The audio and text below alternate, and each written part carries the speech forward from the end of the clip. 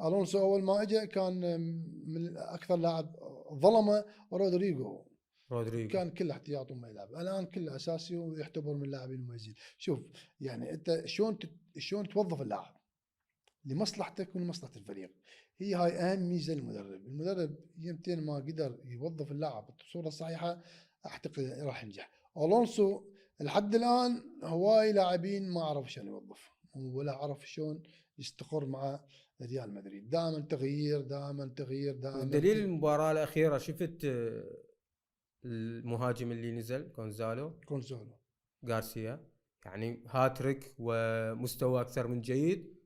بالمقابل جمهور ريال مدريد أو حتى بعض المحللين قالوا ربما الخلل انه تواجد مبابي وفينيسيوس بنفس المراكز وهم قريبين. يعني الريال كان محتاج الى مهاجم راس حربة يتواجد بهذا المكان حتى يحل هاي الازمات. قلت لك التوظيف جدا مهم. ثاني شيء كونزولو هو برز بكاس العالم للانديه بس ما اخذ فرصته بالدوري.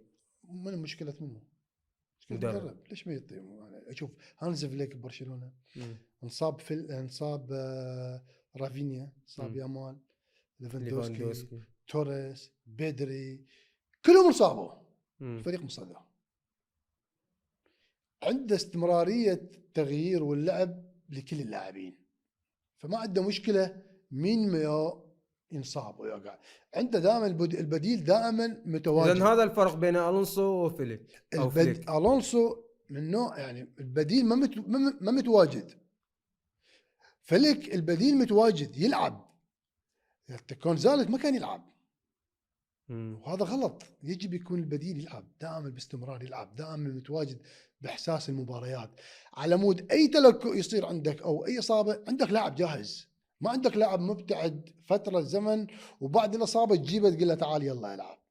فليك عنده هذا الاسلوب بالمداور بين اللاعبين. الونسو ما كان عنده هذا الاسلوب، كان مستقر على تشكيله وتقريبا باقي اللاعبين بعيدين، فلهذا السبب يشوف اكو فوارق بين الفريقين. منو الاكثر استقرار بالسوبر؟ يعني الفريق برشلونه اكيد اكثر، بس انا اشوف اتلتيكو مدريد. اتلتيكو مدريد اتلتيكو مدريد فريق ممتاز حقيقه.